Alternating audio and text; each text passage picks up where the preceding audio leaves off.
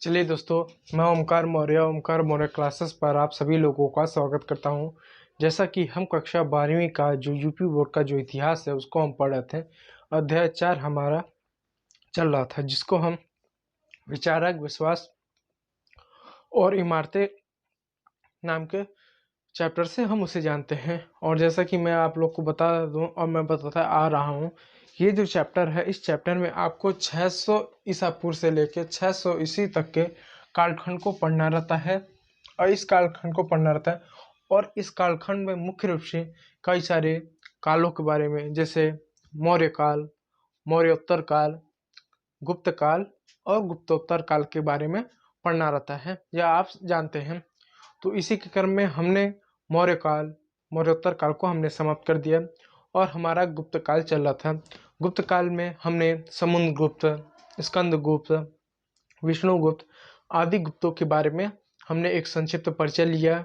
हमने उनके बारे में बहुत सी चीज़ों को पढ़ लिया। हमने इसके साथ हमने समाज को भी पढ़ा, प्रशासन यानी राजनीति को पढ़ लिया। अब इसी के क्रम में हम गुप्त काल के अर्थव्यवस्था को देखते हैं कि आखिर उनकी अर्थव्यवस्था किस तरीके से रही, अर्थव्यवस्था में क्या क्या चीज़ें इंपॉर्टेंट है। इस दृष्टिकोण से हम अर्थव्यवस्था को देख लेते हैं। तो अगर आप गुप्त काल को पढ़ो तो गुप्त काल में अर्थव्यवस्था में 9 ऐसे टॉपिक हैं जो आपके पेपर के दृष्टिकोण से बहुत ही ज़्यादा इम्पॉर्टेंट है। यदि पेपर में एमसीक्यू हो, चाहे वेरी शॉर्ट हो, चाहे शॉर्ट क्वेश्चन हो, चाहे लॉन्ग प्रश्न हो, यानी 1 नंबर से लेकर 10 नंबर तक यदि किसी भी प्रकार के प्रश्न यदि गुप्तों के बारे में बनता है, यदि आपको उसमें अर्थव्यवस्था के बारे में कुछ लिखना पड़ेगा, यदि आप इन 9 पॉइंटों को यदि लिख देते हैं, 9 में से भी किसी 5 पॉइंटों को लिख देते हैं, तो पूरी उम्मीद रहेगी आपको अच्छे खासे 1 नंबर मिलेगा। तो आइए हम गुप्त काल में जो अर्थव्यवस्था है, अर्थव्यवस्था को जान लेते हैं कि अर्थव्यवस्था में क्या ऐसी चीज़ें हैं जो बहुत ही इम्पोर्टेंट है, पेपर की दृष्टि से बहुत ज़्यादा उपयोगी हैं। तो अपने क्लास को स्टार्ट करते हैं। और स्टार्ट करने से पहले दोस्तों मैं आप लोगों को बता दूं, ओमकार मौर्य क्लासेस पर डेली शाम 7 बजे लाइव क्लास कक्षा 12वीं के यूपी बोर्ड के बच्चों के लिए चलाया जाता है। यानी शाम 7 बजे, 5 बजे नहीं, शाम 7 बजे, डेली शाम 7 बजे यूपी बोर्ड कक्षा 12वीं के जो बच्चे हैं, जो हमारे इतिहास पढ़ते हैं, जो भूगोल पढ़ते हैं, जो समाजशास्त्र पढ़ते हैं, जो अर्थशास्त्र पढ़ते हैं, या जो नागरिक शास्त्र लिए हैं, उनके लिए डेली शाम 7 बजे लाइव क्लास चलाई जाती है। और इस समय मैं लाइव हूँ। तो चलिए इसी के क्रम में आपका जो अर्थव्यवस्था को देख लेते हैं।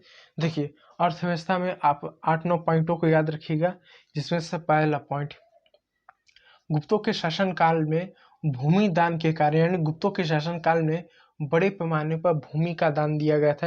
यानी जो गुप्त थे, ये वैश्य वर्ण से संबंध रखते थे, व्यापारी वर्ण से संबंधित थे, लेकिन उन्होंने बड़े पैमाने पर भूमि का दान दिया, भूमि को वितरण किया, लोगों को दिया, और जिसके वजह से भूमि का प्रसार हुआ।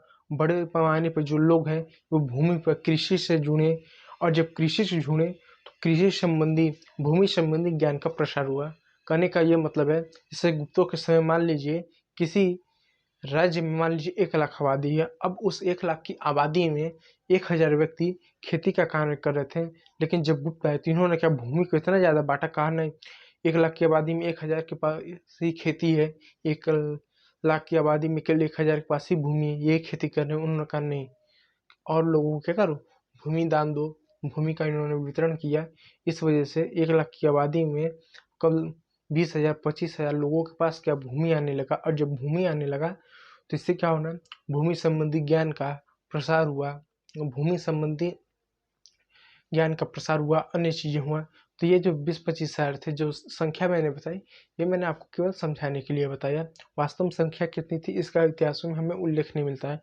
इस बात का है आप विशेष रूप से ध्यान दीजिएगा। तो मैं ये कहना चाहता हूँ कि गुप्तों के शासनकाल में भूमि दान बड़े पैमाने पर दिया गया था, जिसके कारण जो सुदूर दक्षिण है, सुदूर दक्षिण का मतलब जो आपका ये भारत है ना, ये आपका भारत है ना, तो ये वाला जो इलाका है इसको हम सुदूर दक्षिण करते हैं।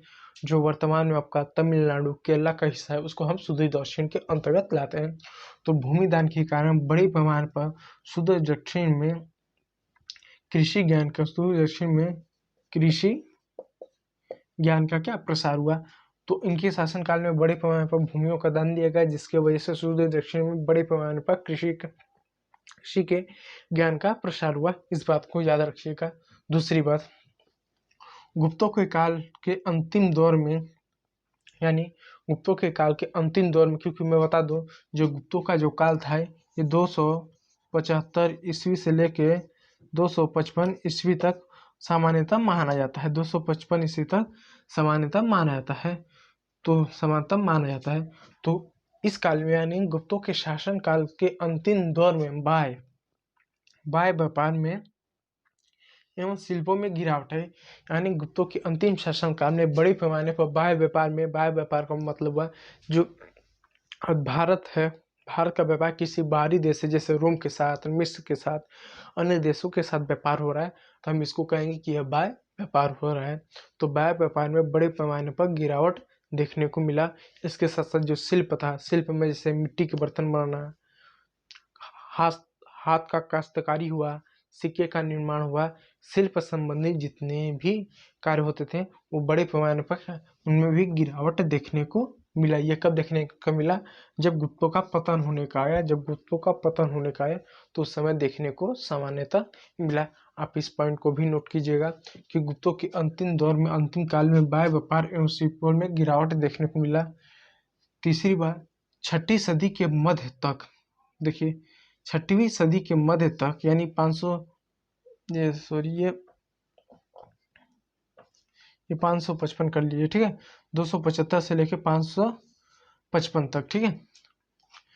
तो 6वीं सदी के मध्य तक रोम एक देश होता था, रोम के साथ व्यापार में गिरावट है। यानी जो 6वीं सदी के मध्य तक रोम के साथ व्यापार में गिरावट होता था। अब सवाल होता है रोम के साथ क्या व्यापार होते थे? बहुत सी चीज़ों का व्यापार होते थे, ठीक है। रोम के साथ बहुत सी चीज़ों का व्यापार होते थे, जैसे रोम के साथ 2 हत्थे कलश, शराब, अन्य चीज़ें, क्या इन चीज़ों का क्या हम व्यापार में से हम लाते थे, और व्यापार में उनको कपड़ा हुआ, मसाले हो गए, कॉटन हो गए, इन सभी चीज़ों को क्या हम जो है निर्यात करते थे, यानी हम उनको देते थे। इस बात को याद रखिएगा। चौथी सबसे बड़ी बात आप इस काल में याद रखिएगा कि तांबे के सिक्के के कम साक्ष्य, यानी इस काल में तांबे के जो सिक्के होते थे इसके कम साक्ष्य मिलते थे। यानी ये जो गुप्त थे इन्होंने तांबे के सिक्के का कम प्रयोग किया। इनके काल में सबसे ज़्यादा सोने के सिक्के जारी किए गए थे। यानी प्राचीन भारत का अगर इतिहास पढ़ो तो आपको मिलेगा कि सोने के जो सिक्के थे, गुणवत्ता के दृष्टिकोण के से कुषाणों के सिक्के तो सबसे अच्छे थे, लेकिन सर्वाधिक बड़े पैमाने पर सोने के सिक्के जारी करने का काम गुप्तों ने किया था। यानी यदि कुषाणों ने 100 सोने के सिक्के जारी किए तो गुप्तों ने मान लीजिए 1000 सिक्के जारी किए, यानी उनसे ज़्यादा बड़े पैमाने पर सोने के सिक्के इन्होंने जारी किए। और इस समय तांबे के सिक्के का क्या कम साक्ष्य मिलता है। यानी इसके पहले जितने भी शासक थे वो कांसे या तांबे के सिक्के का प्रयोग करते थे, लेकिन गुप्तों ने अपने समय में बड़े पैमाने सोने के सिक्के जारी किए। अब देखिए फायान को था, फायान एक व्यक्ति था जो चीनी आते थे, चीनी यानी खाने वाला चीनी नहीं, चीनी बौद्ध यात्री था। इस चीनी बौद्ध यात्री ने देखिए फायान एक चीनी बौद्ध यात्री था जिसने कौड़ियों का उल्लेख किया। आप जैसे कहावत सुन रहे हैं ना कि फूटी कौड़ी नहीं देंगे, तो फूटी कौड़ी नहीं देंगे एक कौड़ी होता था। तो फायान ने उसमें कौड़ियों का उल्लेख किया। इसके साथ साथ गुप्त काल के सिक्के कलात्मक दृष्टिकोण से सर्वश्रेष्ठ माना गया। और इसके साथ साथ जो गुप्त काल के जितने भी सिक्के थे एक कलात्मक दृष्टिकोण से बहुत ही सर्वश्रेष्ठ माना गया, गुणवत्ता की दृष्टि से सोने के थे। इसके साथ साथ जो इनके सिक्के होते थे, इनके सिक्कों पर बहुत सारी बहुत सारे हिंदू देवी देवता के साक्ष्य मिलते हैं। अब हिंदी देवी देवता में जैसे कि शिव हो गए, पार्वती हो गए, विष्णु हो गए इत्यादि क्या देवी देवताओं के साक्ष्य मिलते हैं। इसके साथ साथ जो इनके सिक्के होते थे, जैसे आपको मालूम है सिक्के जो होते हैं हर सिक्के के 2 पहलू होते हैं। तो एक पहलू पर हिंदी देवी देवताओं के क्या आमतौर पे जो है चित्र मिलते थे, उनके साक्ष्य मिलते थे, जैसे शिव हो गए, पार्वती हो गए, विष्णु हो गए, इत्यादि देवी देवताओं के साक्ष्य मिलते हैं। इसके साथ साथ दूसरे पहलू पर आमतौर पर जो कुछ शासकों के चित्र, कुछ शासकों की आकृतियां बनी हुई दिखती हैं, जैसे कि समुद्रगुप्त का, जैसे आप समुद्रगुप्त को ले सकते हैं कि जो गुप्त काल के जो शासक थे समुद्रगुप्त को वीणा बजाते हुए तथा अश्वमेध यज्ञ करते हुए क्या किसी सिक्के पर दिखा, यानी गुप्त काल में सोने के ऐसे भी सिक्के पाए गए जहां पर जो समुद्रगुप्त है वो क्या वीणा बजा रहे हैं या उनको क्या अश्वमेध यज्ञ करते हुए दिखाया गया। अब सवाल उठता है कि ये अश्वमेध यज्ञ क्या। देखिए, जो अश्वमेध यज्ञ है ये एक ऐसा यज्ञ होता था जो राजा महाराजा अपने सीमा का विस्तार करने के लिए अश्वमेध यज्ञ कराते थे, और सामान्यतः अश्वमेध यज्ञ वही राजा वही शासक करवाते थे जो आर्थिक रूप से, जो प्रशासनिक रूप से और जो सैनिक रूप से मजबूत होते थे। यानी जिन राजाओं महाराजाओं, जिन शासकों को लगता था कि हमारे पास संपत्ति की कोई कमी नहीं है, हम जो है सैन्य रूप से बहुत मजबूत है और हमारे आसपास के शासकों के पास इतने क्या मजबूत नहीं है, तो ये क्या करते थे अश्वमेध यज्ञ में एक घोड़ा ले लेते थे और उस घोड़ा को छोड़ देते थे। वो घोड़ा जिस भी इलाके में जाता था, वो ऐसा मान लेता था कि घोड़ा जिस भी इलाके में जाएगा, जिस भी इलाके में जाता था, उस इलाके का जो अधिकार होता था उनको मिल जाता था। आप एग्जाम्पल तौर पर ऐसे समझे, जैसे मान लीजिए ये गुप्तों का ही ये क्षेत्र है और ये मान लीजिए ये उनके पड़ोसी राज्यों के ये क्या क्षेत्र है, ये पड़ोसी राज्यों के। अब इन्होंने अगर एक घोड़ा छोड़ दिया, अगर ये घोड़ा इधर आ जाता था तो ऐसा मान लेता है ये पूरा इलाका उनका हो गया। तो इसमें समानता ये किया जाता है, एक घोड़े को छोड़ दिया जाता था और घोड़ा जिस भी क्षेत्र में जाता था, जिस भी इलाके में जाता था, वो इलाका वो अपना मानते थे कि घोड़ा हमारा आगे तुम्हारे इलाके में, तो आज से ये इलाका हमारे में होता था। तो जो राजा महाराजा इसको स्वीकार करते थे तो अश्वमेध यज्ञ के अंतिम दिनों में उन्हें बुलाया जाता था, और जो राजा इसका विरोध करते थे, नहीं मानते थे, तो क्या करते युद्ध करते थे और युद्ध में हराकर उनके साम्राज्य को विलय कर लेते थे। तो सामान्यतः अश्वमेध यज्ञ जो होता था एक तरह के उस समय साम्राज्य का विस्तार करने का एक तरीका था, जिसमें क्या करते थे एक घोड़े को छोड़ देते, घोड़ा जहाँ जाएगा वो इलाका, वो राज्य, वो क्षेत्र हमारा आ जाएगा। जिसको आपत्ति है जो घोड़े पे रोकेगा, राजा उससे युद्ध करके उससे हराते थे। तो अश्वमेध यज्ञ वही करते थे जो सैनिक रूप से, जो आर्थिक रूप से जो मजबूत होते थे, जिनको लगता था हम किसी से भी युद्ध कर सकते हैं, और किसी पर 25,000 सेना है तो हमारे पास 5 लाख सेना है, जो इस तरह के थे, वो आमतौर पे युद्ध करते थे। तो इस सिक्के में क्या समुद्रगुप्त को क्या वीणा बजाते हुए तथा अश्वमेध यज्ञ करते हुए दिखाया गया है। इसके साथ साथ मैं आपको 2-3 बात और बता दूं। सिक्कों पर हिंदू देवी देवताओं के साक्ष्य मिलते हैं, आप इस बात का जो है याद रखिएगा। आप आगे देखिए 9वां, गुप्त काल के अंत में, यानी गुप्त काल के अंतिम दौर में, यानी 6ठी सदी के मध्य में सौरों के पतन के साक्ष्य मिलते हैं। यानी गुप्त काल के अंत में बड़े पैमानों पर शहरों के पतन के साक्ष्य मिलते हैं। बहुत से ऐसे शहर थे धीरे धीरे क्या यह पतन होने लगे। क्यों पतन होने लगे? जैसे कि विदेशी आक्रमण आप ले सकते हो, राजाओं महाराजाओं का संरक्षण न देना हो गया, इस वजह से वो पतन होने लगे। और भी 2-3 ऐसे कारण बताया जाता है जिसके बाद धीरे धीरे क्या ये जो होने लगे, इन शहरों का पतन होने लगा। तो ये जो चीज़ें हैं आपकी पॉइंट ऑफ व्यू से, दृष्टिकोण से, ये बहुत ज़्यादा इम्पोर्टेंट है। तो ये जो है अर्थव्यवस्था में ये जो 9 टॉपिक है, 1 2 3 4 5 6 7 8 9, ये 9 टॉपिक आपके पेपर की दृष्टिकोण से बहुत ज़्यादा इम्पोर्टेंट है। इसलिए मैं कहूँगा जो हमारी यूपी बोर्ड के जो हमारे बच्चे हैं, इसको जो है एक स्क्रीनशॉट ले लें और इसको जो है लिख लें। ये सभी टॉपिक जो हमारे लिए इम्पोर्टेंट है। और मैं आपको बता दूं डेली शाम 7 बजे कक्षा 12वीं के बच्चों के लिए लाइव क्लास चलाई जाती है, एकदम न्यू पैटर्न, न्यू सिलेबस चलाई जाती है, और इस समय मैं लाइव हूँ। इसलिए यदि किसी भी प्रकार का आपको कोई डाउट है, कोई कमेंट है, तो आप कमेंट कीजिए। और मैं लाइव हूँ और साइड में जाकर मुझे कमेंट पढ़ना पड़ता है, तो मैं पहले आप लोगों का एक कमेंट पढ़ लूँ, उसके बाद हम आगे अपने सेशन को जारी रखेंगे। तो उम्मीद कर रहा हूँ जो चीज़ें मैं आप लोगों को बता रहा हूँ वो सारी चीज़ें समझ में आ रही होंगी। यदि चीज़ें ना समझ में आए तो आप कमेंट करें, उसका जो है मैं आपको जवाब दूंगा। चलिए अब आगे चलते हैं। इसको जो है मैं 1 सेकंड में मैं इसको जो हूँ इरेज कर दे रहा हूँ। इसके बाद जो है हम गुप्त काल की संस्कृति को देखेंगे। संस्कृति देखने के बाद अन्य चीज़ों को जो है हम इस काल में देखने का हम जो है प्रयास करेंगे। तो उम्मीद करूँगा आप लोग को चीज़ें जो है समझ में आ रही होंगी। चलिए मैं इसको जो हूँ इरेज कर दूँ, ठीक है।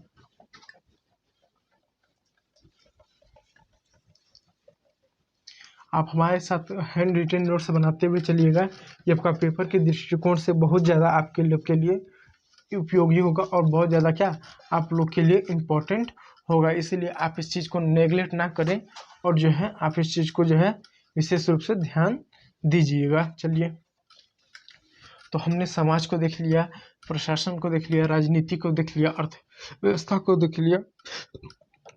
अब जो है कला एवं संस्कृति को देखते हैं। अब जो है हम कला और संस्कृति को देखते हैं गुप्त काल में। तो मैं इसको पहले लिख दूं, कला और संस्कृति को पहले मैं लिख दूं, कला और संस्कृति को, कला और संस्कृति, ठीक है। देखिए, गुप्त काल में कला और संस्कृति में भी हमें कुछ चीज़ों को, कुछ टॉपिकों को हमको पढ़ना पड़ेगा। अब कला और संस्कृति में क्या पढ़ेंगे? कला और संस्कृति में 3 चीज़ों को मुख्य रूप से पढ़ेंगे। पहला, स्थापत्य कला। अब सवाल होता है कि स्थापत्य कला क्या होता है? देखिए, स्थापत्य कला में जैसे अगर आप शाहजहाँ से मैं पूछूं कि स्थापत्य कला था क्या था, तो स्थापत्य कला शाहजहाँ के समय में ताजमहल था, लाल किला था। तो स्थापत्य में जैसे कि मंदिर हुआ, मस्जिद हुआ, मकबरा हुआ, चर्च हुआ, स्तूप हुआ, विहार हुआ, किला हुआ, महल हुआ, इत्यादि चीज़ों का यदि कोई निर्माण कर रहा है तो हम इसको कहेंगे स्थापत्य के अंतर्गत आता है। तो स्थापत्य कला को देखेंगे कि आखिर गुप्तों ने किन चीज़ों का स्थापत्य कला, तो स्थापत्य कला के अंतर्गत देखेंगे कि गुप्तों ने किन चीज़ों का क्या निर्माण कराया अपने शासन काल में। फिर दूसरा हम देखेंगे चित्रकला। चित्रकला क्या गुप्त काल के समय में भी चित्रकला था तो उसका क्या वैल्यू था, क्या मूल्य था, किस तरह की इनके शासन काल में क्या चित्रकलाएं थे, इत्यादि चीज़ों का क्या हम जो है देखने का हम प्रयास करेंगे। उसके बाद जो है चित्रकला, उसके बाद हम मूर्ति कला को देखेंगे। उसके बाद हम क्या मूर्ति कला को हम यहाँ देखने का प्रयास करेंगे। इसके बाद हम जो है मूर्ति कला को हम देखने का प्रयास करेंगे कि इस समय किस तरह की मूर्ति, क्योंकि स्वाभाविक सी बात है इनके शासन काल में भी बड़े पैमाने की मूर्तियों का निर्माण हुआ, इसको भी हम देखेंगे। अब आते हैं चौथा पॉइंट पे, अन्य कला।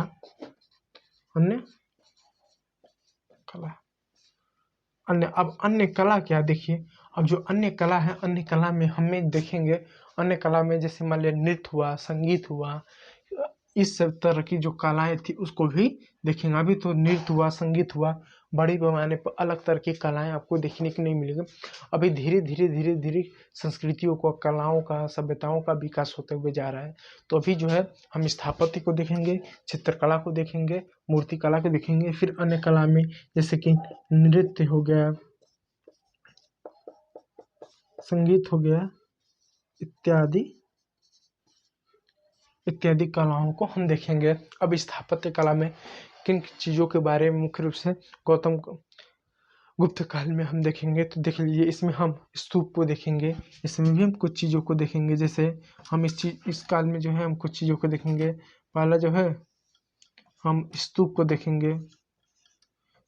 देखेंगे, दूसरा हम मंदिर को देखेंगे कि इनके शासन काल में मंदिर किस तरह के थे। तीसरा जो है हम क्या देखेंगे, हम जो है विहार को देखेंगे, इन सभी 3 चीज़ों को क्या हम जो है देखेंगे। आप मेरे साथ इस तरह से नोट बनाते हुए चलेंगे। आप इस तरह की नोट बनाते हुए चलेंगे तो आपको चीज़ें याद भी रहेंगी और चीज़ें समझ में आएंगी और आप भी नहीं भूलेंगे, और आपका फेयर जो है रफ है जो भी आपका तैयार होता हुआ जाएगा। तो मैं कहूँगा कि आप इस तरीके से क्या आप हमारे साथ क्या नोट बनाते हुए आप चले तो बेहद अच्छा रहेगा, बेहतर रहेगा आपके लिए। अब चित्रकला में देखिए, चित्रकला में मुख्य रूप से 2 कलाओं के बारे में पढ़ना पड़ेगा। एक हमें अजंता के बारे में, आपने अजंता का नाम सुना होगा। फिर उसके बाद वाग्य चित्रकला, इन 2 तरह के चित्रकलाओं के बारे में हमें पढ़ना रहेगा। अब मूर्ति कला के बारे में, अब मूर्ति कला केवल मूर्ति कला है और इन सब में अन्य कलाओं के बारे में पढ़ना रहेगा। तो आप जो है इसका मैं चाहूँगा एक स्क्रीनशॉट ले लीजिए। स्क्रीनशॉट में इन सभी चीज़ों के बारे में हम क्रमशः इस तरीके से पढ़ेंगे और मैं उम्मीद कर पा रहा हूँ कि चीज़ें जो है आपको समझ में आ रही होंगी। यदि चीज़ें समझ में आ रही हैं तो वीडियो को एक लाइक, एक सब्सक्राइब कर दीजिए। आप कमेंट करके बताइएगा यदि सब कुछ क्लियर है। ठीक है, चलिए ठीक है। अब इसको जो है विशेष रूप से आप इसको ध्यान दीजिए। अब चलिए धीरे धीरे एक एक टॉपिक को जो है हम पढ़ते हुए चलेंगे। अब हम इसमें जानते हैं कि स्तूप क्या है। देखिए, अब स्तूप के बारे में जो है पढ़ने की कोशिश करेंगे। इसको जो है मैं स्क्रीनशॉट, इसको जो है आप स्क्रीनशॉट लीजिए। अब मैं इसको जो हूँ इरेज कर दूँ। आप इसको जो है मैं इरेज कर दूँ।